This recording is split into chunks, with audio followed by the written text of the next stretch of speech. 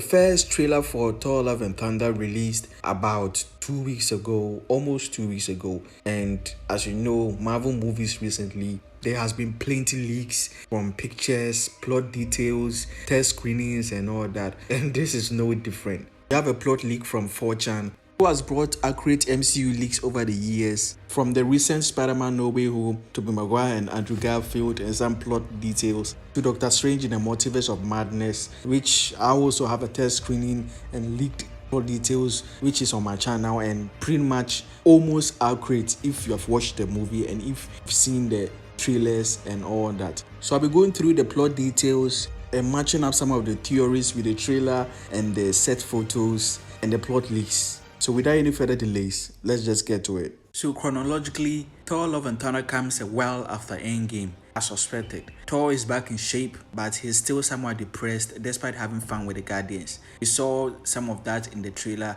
as Thor was getting back in shape, and we saw snippets of him with the Guardians, doing missions and having fun. The first interesting claim from the leaks is that Thor has somehow found a way to fix Mjolnir and is using both Stormbreaker and Mjolnir in battle just like he did in Avengers Endgame. It is during one of these missions with the Guardians that Valkyrie contacts him that Jane Foster has come to New Asgard in search of help. She had developed cancer, which was as a result or side effect of the snap. And from the movie, they will show that she was also gone for 5 years, just like everyone else. The Guardians drop off Thor on Earth on his request, and they soon find out after diagnosis that the Asgardians can't do much to help her. Thor feels hopeless but vows to do everything he can to help her. Now this is where some of the cameos are going to come into play. As we know from set photos, Matt Damon, Luke Hemsworth and Melissa McCarthy are going to play as Hela, Thor and Loki as their actors in this film. As Thor walks out to clear his head, he sees a reenactment of Thor Ragnarok by these Asgardian actors.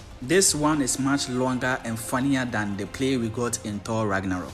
Mjolnir is left in the same room with Jane, and it's at this point that she feels a surge of power from the hammer. After a few failed attempts to call the hammer, it finally responds to her and she then becomes Thor at that place. You can see from the set photos, the cruise ships and all that she's in the same place, New Asgard, that was shown in the first trailer. Now the reason why she was able to pick up Mjolnir is because she was once attached to the ether in Thor the Dark World, basically just giving the same reason as to why Vision was able to hold the hammer, because of the Infinity Stone in his head. This is certainly different from the worthiness of Captain America. Now, Christian Bale, who is the villain of the movie, will be hunting gods across the universe. This was hinted at in the first trailer when we saw this god, Paliga the Behemoth, who has already been killed, and Thor and Korg are investigating this. In the comics, this god is a friend of Thor, so I imagine in this movie also it's the same, and that's the reason why we see Thor looking sad in this shot.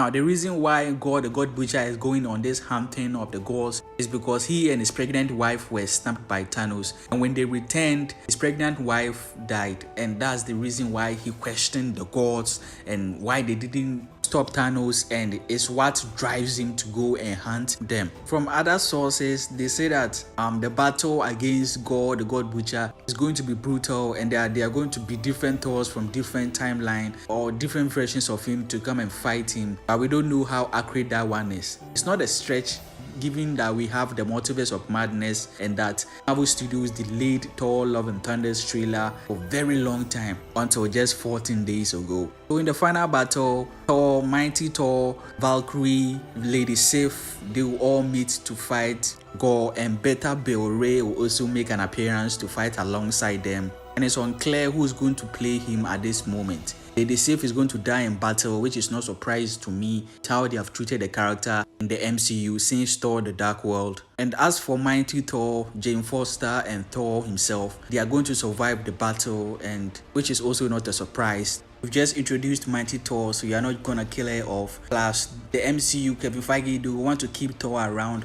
unless Chris Hemsworth wants to retire from the character, just like RDJ and Chris Evans. The plot leak also says that it has at least one post-credit scene, and it involves the Guardians of the Galaxy, which also introduces Adam Warlock. James Gunn is the one who reportedly directed this scene. The Guardians of the Galaxy are his turf, and since they are in the movie, it will make sense he has a producer credit or something in the movie. So that's it for the plot leak. I mean, if you have someone who has reported countless leaks and has been repeatedly correct about them. I mean, we are inclined to believe that at least 60 to 70% of this is right. So do let me know in the comments below what you think of this. How excited are you for this Thor Love and Thunder movie? And leave a like for the video if you enjoyed it. Subscribe and turn on that post notification bell not to miss any other video. As always, Nerdy Sage here. See you in the next one.